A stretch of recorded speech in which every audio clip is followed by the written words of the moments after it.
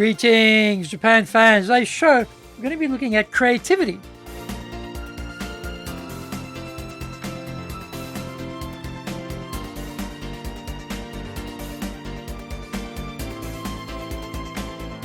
Maishu, arigatou gozaimasu. And welcome back to the 11th year of the Leadership Japan series. I'm your host in Tokyo, Dr. Greg Story, Dale Carnegie Tokyo franchise owner, president of Dale Carnegie Tokyo Training, and the three-time best-selling author of Japan Sales Mastery, which is Zaegyo in Japanese, Japan Business Mastery, and Japan Presentations Mastery, or in Japanese, Anata mo Prezen no Tachiden. Plus, Stop Wasting Money on Training, which in Japanese is Training de Okane o Mudni Suru wa Yamimashou.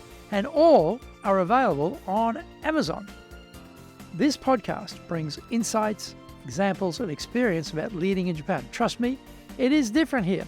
Don't forget to subscribe and share this podcast with your family, friends, and colleagues. We're not being sponsored by Libsyn, but we value your privacy, which is why we have our podcast hosted by Libsyn.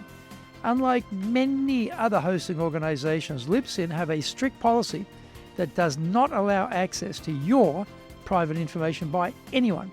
Here is our daily podcast lineup on Apple Podcasts. Mondays, the Cutting Edge Japan Business Show podcast. Tuesday, the Presentation Japan series. Every second Tuesday, the Business Tachijin no Oshie Show. Wednesdays, the Sales Japan series. Thursdays, the Leadership Japan series. And every second Thursday, the Business Pro Podcaster Show. Fridays, the Japan Business Mastery Show podcast. Saturdays, Japan's top business interviews. Before we get going, today's handy Japanese phrase is gekikara, which means extremely spicy, fiery hot. Gekikara, gekikara, gekikara. So, Greg, how was the mabo tofu? Oh, gekikara. Oh, it's extremely spicy, very hot. Oh, Greg, how's the curry? How's that green curry? How was that green Thai curry? Gekikara, gekikara, gekikara. Man, it was hot, it was spicy, it was super hot, it was fiery hot. Gekikara, gekikara, gekikara. Now, this is episode number 559. Today we're talking about the creativity process when leading in Japan.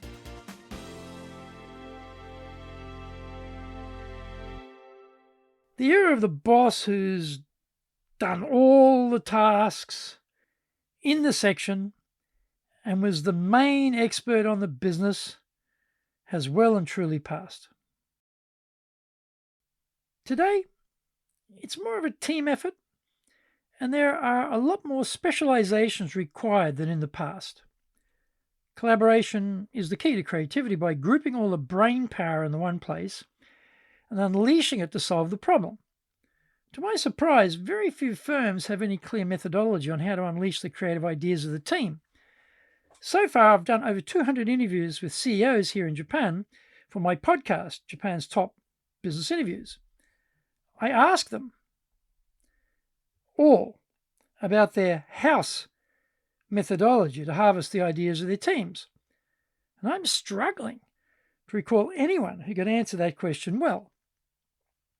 Here are some things to think about to create your own house brand on idea development and creativity. Step 1, begin with the end in mind.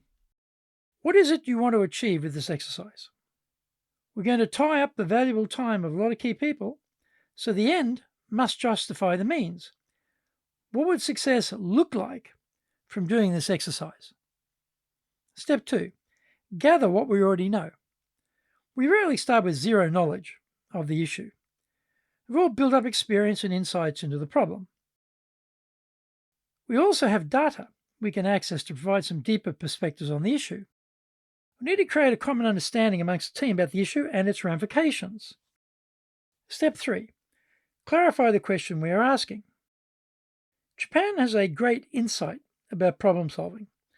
Unlike in the West, in Japan, the answer to the question is secondary. Here, deciding what is the right question to ask comes first, before worrying about any potential answers. That's quite smart, isn't it? There can be so many layers to the issue as well, and we need to spend some quality time at the beginning to really clarify what is the main issue we should be aiming to solve while being washed around in a sea of competing issues. Step 4. Harvest the ideas. We start generating ideas with a strong proviso. There is no such thing as a dumb idea or crazy idea. Yes, of course, some ideas will be better, more practical than others, but we want to bring forth as many choices as possible before we start allocating priorities about which answers we will pursue. My crazy idea won't go forward, but it may stimulate a better idea in your mind. This idea would never have come to light without the stimulation of you saying to yourself, well, that's a dumb idea, but if we tweaked it like this, then we could blah, blah, blah. This is how idea generation works. We bounce our ideas around and fire each other up to come forward with a better alternative. Step 5. Select the best ideas to take forward. Many ideas will emerge, and at a point in time, we have to make some selections. This is the most difficult part because this is where we need a decision-making system which works well. Usually in Japan, the better ideas are harmonized and moved up to the top of the tree. A good methodology is to find common themes, then isolate these themes out and rank ideas within those themes. Now, we may have a disagreement about the order of the ideas generated, but if we take the top 5 ideas in the most commonly grouped themes, we're in the right spot. Find out more when we come back from the break. Today's show is brought to you by our public courses, but we also do custom in-house programs. We do them in Japanese and we do them in English, do them in our super safe classroom. We do them live online. Today's show is being brought to you on the 5th of June by our Dale Carnegie course, 12-week version. On the 6th of June, we'll be doing the Leadership Training for Managers program, 3-day version. And on the 6th and 7th of June, we're doing our High Impact Presentations course. Our website is www.dale-carnegie.co.jp. So that's www.dale-carnegie.co.jp. You can email me at greg.story@dalecarnegie.com. So that's greg.story, S-T-O-R-Y, @dalecarnegie.com. Don't forget to grab my business books on Japan on Amazon. Japan Sales Mastery, which is Zaegyo in Japanese. Japan Business Mastery. Japan Presentations Mastery, which is Anata mo Presen no Tachijin in translation. And Stop Wasting Money on Training, which in Japanese is Training de Okane o Budni Suru wa Yamimashou.